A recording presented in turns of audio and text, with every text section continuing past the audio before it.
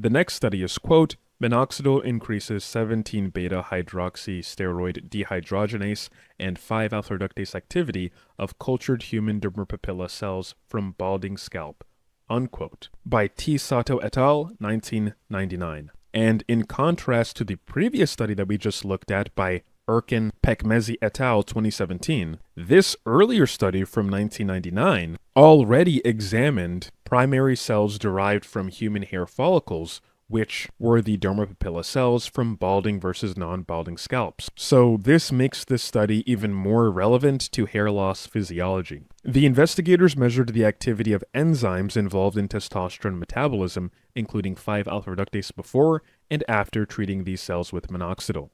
Surprisingly, minoxidil did not suppress 5-alpha-reductase in the hair follicle cells. In fact, they found that in the dermal papilla cells from balding scalps, minoxidil slightly increased 5-alpha-reductase activity. But I should note that this increase was modest and was not seen in cells from non-balding scalps or in ordinary dermal fibroblast cells. So this suggests a context-dependent effect. It could be the case that the dermal papilla cells from the balding scalps already had a higher 5-alpha-reductase enzymatic activity, and that makes sense, right?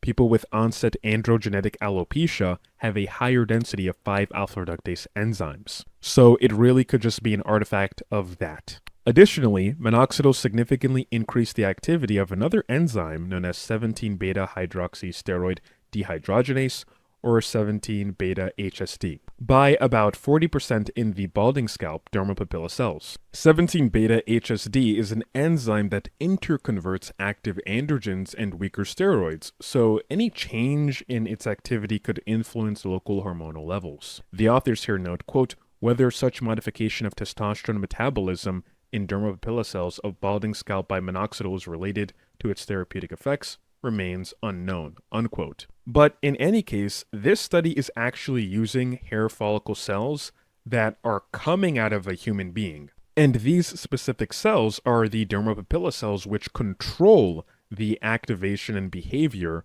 of the hair follicle unit. It's typically the androgen receptors in the dermal papilla cells that, when they are affected in people that have androgenetic alopecia, that causes for there to be hair loss. So what I'm saying is, these cells are more relevant to study when it comes to minoxidil's sort of anti-androgenic effects compared to using HACAT keratinocyte cells that are not really related to human hair follicles, at least in this particular context for androgenetic alopecia.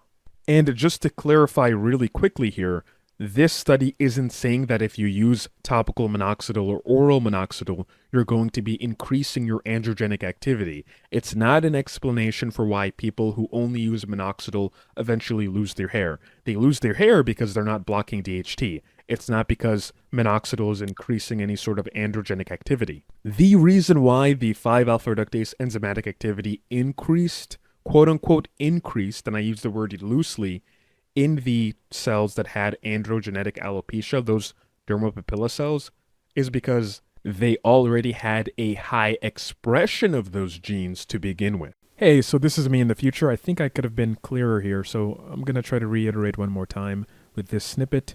And really, it could also be a part of the recovery process as well. I'm not saying that the recovery process requires for there to be an increase in 5-alpha-reductase enzymatic activity, but as the follicle is becoming more robust, as the cells are able to proliferate better and they're able to duplicate better, due to the recovery and growth from minoxidil and the perhaps Wnt signaling that minoxidil is causing, the previous structures it had before, when it was less miniaturized, those are recovering, right?